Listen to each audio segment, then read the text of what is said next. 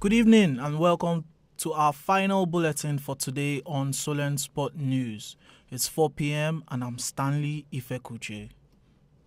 Former Manchester United manager Frank O'Farrell has died at age 94. He succeeded Sir Matt Busby in the Old Trafford dugout in 1971, following spells at Leicester and Turkey. His former club West Ham, amongst other clubs, are set to pay him tribute.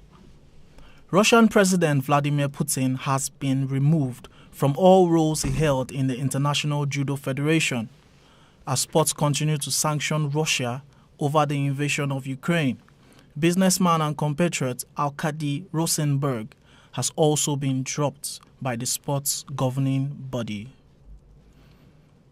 Thailand authorities have now concluded investigation into the death of Shane Warne. It's believed he died of natural cause. The 52-year-old legendary Hampshire cricketer was found dead in his Thai home on Friday. Compatriot Manus Lashom said he was inspired by Warne and will make him proud with every performance.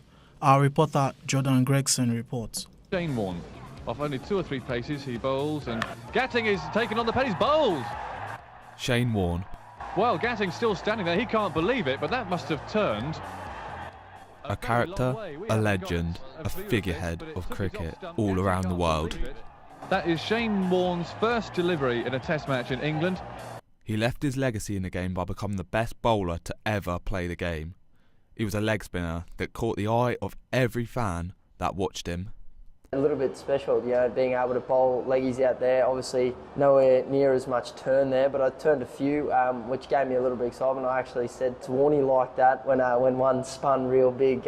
John May, a lecturer at Solent University and former journalist, followed Hampshire Hawks and Shane Warne everywhere and got to know him rather well.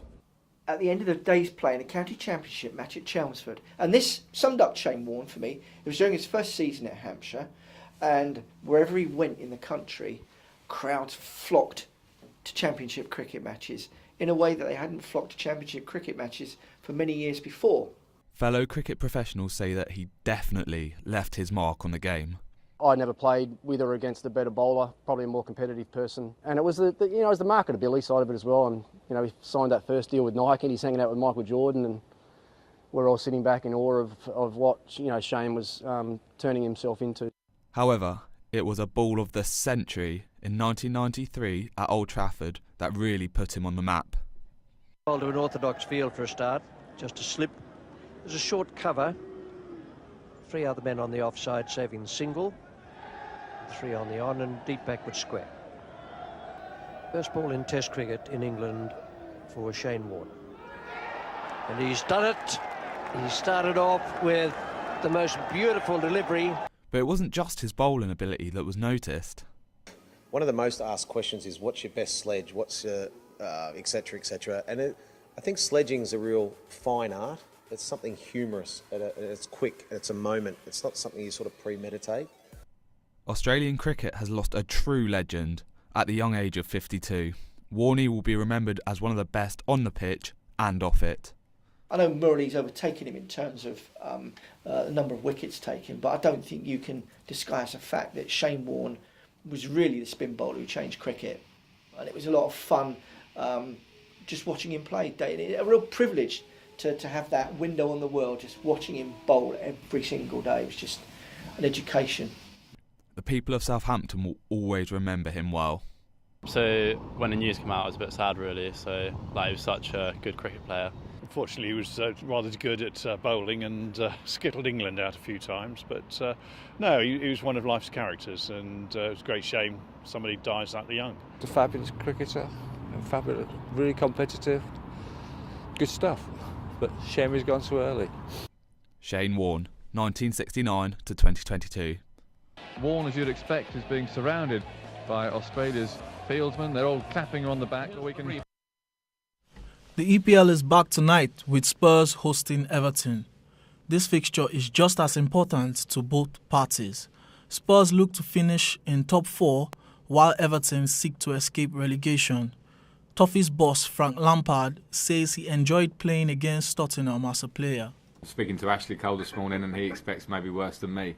It's all good fun. I always enjoyed battles with Tottenham as a Chelsea player and as a West Ham player before that. I have to now really focus on the job in hand, and any of that sort of stuff comes as part of the job. Antonio Conte, Spurs boss, says his side need to be more consistent after an impressive away win to City was followed by a loss to Burnley, win against Leeds, and then a loss in the FA Cup against Middlesbrough. Tottenham's story is this: many ups and downs. To be competitive and to try to win something, to try to fight for something important, and to become a strong team, to be stable and to avoid this up and down. Manchester City manager Pep Guardiola, in a recent presser, has said that Liverpool are the toughest opponents he has ever faced. This comes after his side thrashed Manchester United in yesterday's derby. Pep believes his side have to win every possible game in order to be crowned champions. We are going to try to win the Premier League. It's 10 games left. Liverpool 11. You have to make almost nearly all points to be champion. We're going to try it. Liverpool boss Jurgen Klopp reacted to Pep's admiration of his side by saying Manchester City has pushed his team as always this season, and we'll just have to wait to see how the season ends. I don't think City would get the amount of points they will get this year if we wouldn't be around, and the other way around is pretty much the same. It's good, but a lot of games to play, so we will see. We will see where we end up. Southampton play Newcastle in the Premier League on Thursday. Saints go into the fixture seeking to return to winning ways, having lost 4-0 away to Aston Villa on Saturday. Newcastle, the club with the wealthiest owners in world football, are unbeaten in 8 Premier League games. There are also midweek fixtures with Chelsea face Norwich away, Watford face Wolves away, Leeds are up against Villa in this week's midweek fixtures. Elsewhere, Saints women are set to face Huddersfield Town in the final of the National League Cup. This comes after an impressive 2-0 win in the semis against Crawley Wasps. There is also Champions League football back in midweek, with Liverpool at home against Inter, having won 2-0 in the reverse fixture, and Manchester at home to Sporting, having won 5-0 in Portugal. One begs to think if a return leg is necessary at this point for City. In basketball, the Solent Kestrels have won the NBL Division 1 competition for the 4th year in a row. The basketball team beat Essex Rebels at the Solent Sport Complex 119-44 to become the first team to win the title 4 consecutive times since 1932. Our correspondent Matt Renton has more.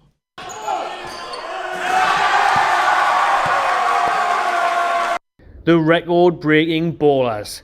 The Solent Kestrels have dominated the National Basketball League for the 4th year in a row. I spoke to Matt Bishop, the chairman of Solent Kestrels, to see how he feels after another success. To win 4 back-to-back league titles at the top level, you have to have an extremely strong team and infrastructure around that, the coaching staff and the attitude behind the scenes as much as the players on the court.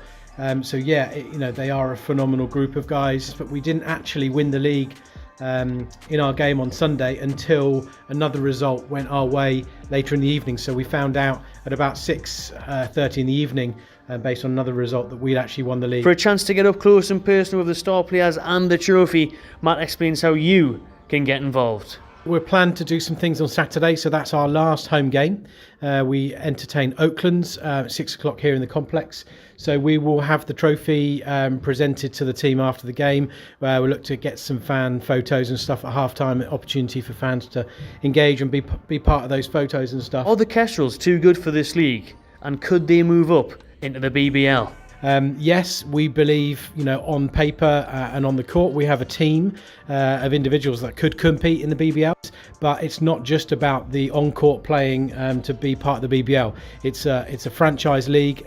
There's a huge professional structure behind it, including an arena to be able to play in, being able to pay 12 professional players, having the coaching structure and infrastructure behind that, and the finances. So we always say never, but at the moment that's not what we're looking at. When was the last time a team managed this incredible feat? We went and cleared up some confusion over the record books. The real historians of England basketball will have to confirm. I must admit, our guys have looked at it and we've come up with that on the basis of the stuff that we put on social media, on the basis of what we believe.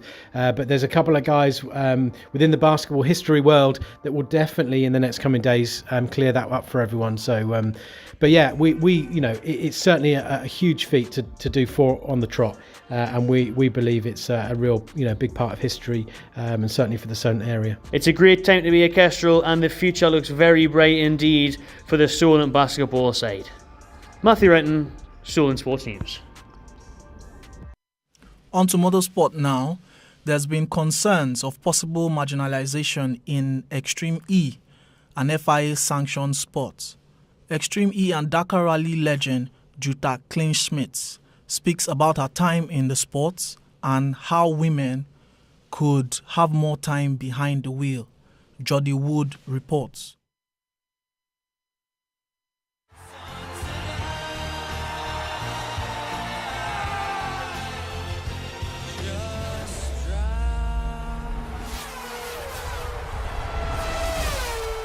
I think the biggest obstacle is still to find sponsors and support, and in the beginning this is maybe very difficult because you cannot show any good results, and maybe also as a woman it's even more difficult because people don't really believe that you maybe can do it. I'm now in the moment super happy with the new series Extreme E, because this is a series with electric SUVs, but there's also 50% of the drivers are female and 50% of the drivers are male. So that's a huge opportunity for women, and we can see that, for example, at the last race where I went in Spain, we had much more women than usually because now there is kind of push for women, so that is really nice to see. I think most important would be that at the basics we have more women who start motorsport, because you can still see that it's much more boys and girls, and I think as long as we don't change this, it will be difficult to have equal amount of women in the top sport. So I think we have to work on the young girls and tell them, look, this is a very nice sport and it's good for you too, and you can succeed in the sport. Through the Extreme E, we have the chance to tell it to the world, and in the end of the day, this is the most important, because people, if they go there, they can see it. If you're on the beach and you see all the dirt, and also these plastic bottles are coming from overseas, so they are not even their own trash, but we also can see that they have not the same feeling for keeping the environment clean like we have. And I think both together is super important, and that is shocking if you see that. Sometimes in the foreign countries we don't care so much about it, and I think this is important to make reports about it, to show it to the world, and this has changed clearly with it, and a lot of effort done by Extreme E to support these countries and also to tell the story. First of all, I think it's very important that we use environment-friendly new technology, and we can see that the manufacturers want that because they have always used motorsport as a test field for their new technologies, and this is super important. And it also shows that you can do exciting motorsport even with environment-friendly technologies. We know now that electric cars are super powerful. For sure we have to work on the distance, but always you need some events to start with, and Extreme is a very good example for that. We always have to go on and always be open for new things, and sometimes if you are many years in the same, let's say, environment, you think that is the only way to do it. And I strongly believe, especially because I'm also a physics engineer, so I love new things and I love to develop new things, and it will be very exciting, and I really hope that the younger generation then is also the same excited about it like myself.